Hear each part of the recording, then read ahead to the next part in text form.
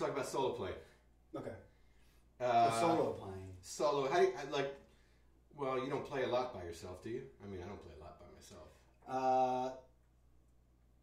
Well, I mean, when I'm, if you're practicing a lot by yourself and you're playing but the things that I practice, I don't really practice solo playing by myself all the time, but I devote a little bit of time to some of that. Like I pick a couple good tunes that lend themselves to solo playing. Usually some kind of ballad, maybe something like a, bossa, Latin straight eight thing. Sometimes swing things sound pretty good too. Like I'll pick a nice medium tempo swing tune or something like that. And what's a medium swing tune? Give me 8 bars of a medium swing tune. Well, one that I would do solo a lot, like I've done Beautiful Love as a solo thing a lot.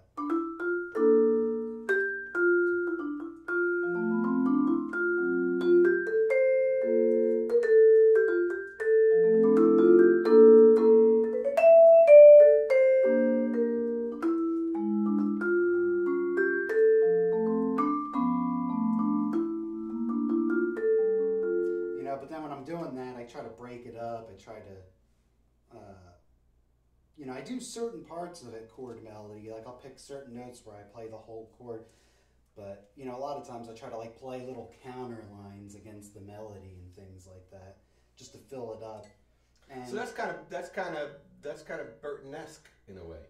Yeah, actually, a lot of that kind of stuff. I, would watch videos of him playing Chega and Ugranje and more, some of those great videos that you can watch on the internet. And he's taking these picking great tunes and doing all kinds of different things against the melody. I mean, what's great about the way that he does that stuff is that he the melody's there and it's very present, and then everything he's doing against it like is really kind of in the background. Like he really creates this great like two voices kind of thing when he does that stuff. So I try to go for some of that when I approach solo as well, thinking like a couple of players.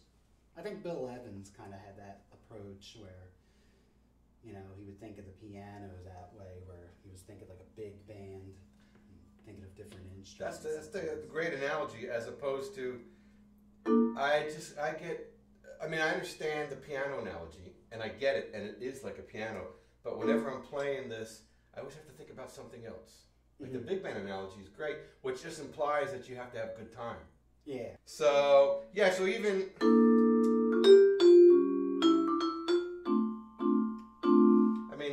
that's some kind of big band approach, right? Yeah, exactly. Maybe that's the saxes behind the trumpets playing. Maybe the trumpets are playing that. I can hear that in my head, like, mutes with the melody, and then you got the.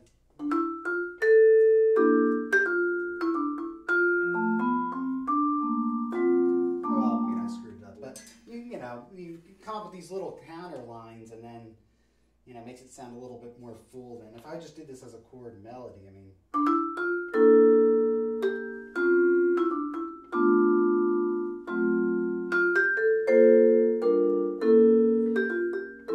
there's no way to do all those melody notes without being, it would be very frantic to try to do every one of them. I mean, that sounds okay, but I think it's a little bit better if you break it up a little bit. If you do, arpeggiate some chords, break up the hands and things like that.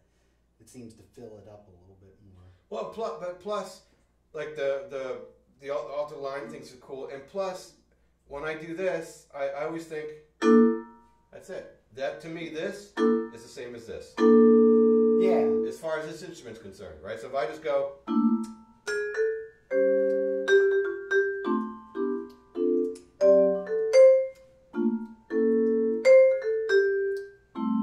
It's all there. So I think if you play the right note, they say there's no such thing as wrong notes, but I kind of disagree. I've heard lots of bad notes. Yeah. And I've played lots of wrong notes. But if you do everything kind of right, then the harmony's there, right? Yeah, definitely.